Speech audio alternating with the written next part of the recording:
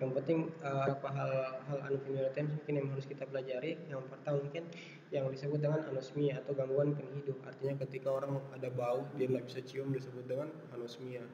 Kemudian temannya ada lagi, dia misalnya ada empat bersaudara gitu. Yang pertama anosmia, yang kedua itu adalah akusmia. Ketika bau yang dia cium itu bau busuk, sebenarnya tidak ada baunya, dia cuma ilusinasi tapi ada bau busuk yang dicium disebut dengan akusmia. Kemudian ada lagi yang ketiga namanya hiposmia. Hiposmia itu adalah satu keadaan ketika bau busuk yang bukan bau busuk, hiposmia suatu penurunan fungsi penghidup. Artinya orang lain mungkin bisa cium, dia tidak, tapi dia mungkin dia cium berkurang seperti itu. Kalau anosmia tidak ada sama sekali, kalau hiposmia masih ada sedikit seperti itu. Kemudian yang keempat itu adalah parosmia. Parosmia itu adalah satu keadaan apa yang dicium itu berbeda dengan orang lain, apa yang dia hidup berbeda dengan orang lain, itu adalah parosmia. Misalnya dia punya kelainan tersendiri, apa yang dia hidup berbeda dengan orang lain. Jadi kalau gangguan penghidup sebenarnya ada 4 yang mirip-mirip, yaitu anosmia yang tidak ada sama sekali, hiposmia penurunan fungsi, kakusmia bau busuk yang dia cium, parosmia lain dia cium, lain dia hidup, baru lain persepsinya, seperti itu. Itu yang 4, anosmia, hiposmia, kakusmia, sama parosmia. Kemudian yang berikutnya ini ada deviasi septum hidung. Artinya ada deviasi, artinya tidak simetris, ada defek atau desakan ke salah satu sisi, makanya dia mengalami deviasi. Itu disebut dengan deviasi septum hidung. Ini adalah gambarnya. Nah, mungkin bisa terjadi pada misalnya pada kasus trauma mungkin. Nah ini dia, ini kan seharusnya lurus, dia memisahkan antara kafum nasi yang bagian dexter sama sinister.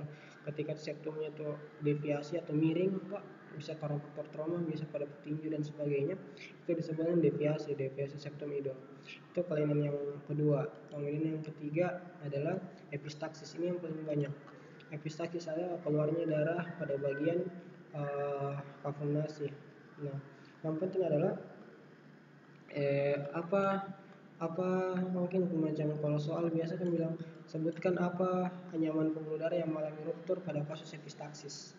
Yang jawabannya adalah plexus Kieselbach, yaitu plexus Kieselbach. Pada epistaksis, ketika plexus Kieselbach itu ruptur, maka akan terjadi perdarahan disebut dengan epistaksis, seperti itu. Kemudian lanjut, rinitis vasomotor. Itu pertama kita bedakan adalah rinitis, artinya radang pada kafum nasi. Nah, rinitis pada kafum nasi. Nah, rinitis sendiri banyak halnya. Ada rinitis alergi karena dipicu oleh alergi.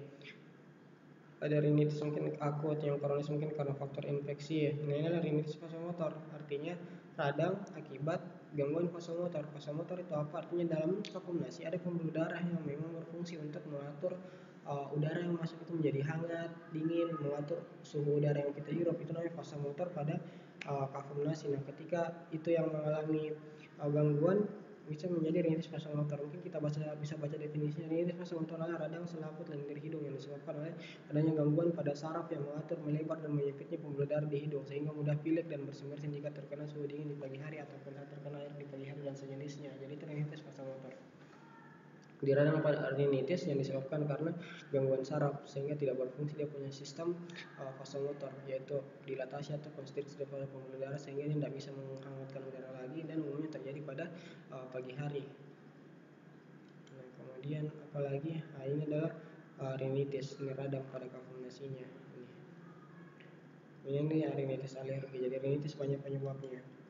Nah, ini sinusitis. Nah, sinusitis itu yang penting kita tahu, sinusitis artinya radang pada sinus paranasal. Kalau sinus paranasal kan ada 4. Ini ada sinus frontal. Nah, bisa sinusitis di sini. Di sini ada sinus maxillaris. Nah, bisa juga sinusitis di sini. Bisa juga di bagian etmoidal, sinusitis etmoidalis. Namanya di bagian belakang itu ada sinus sphenoidalis. Nah, itu adalah beberapa sinus paranasalis. Ketika dia radang disebut dengan sinusitis. Nah, memang tidak banyak sih. Nah, itu mungkin kalau dari gangguan penghidup yang sepengetahuan saya mungkin yang sempat saya dapatkan. Jadi demikian mungkin yang bisa kita bahas terkait dengan gangguan anatomi klinis pada bagian hidung. Saya tutup mungkin. Assalamualaikum warahmatullahi wabarakatuh.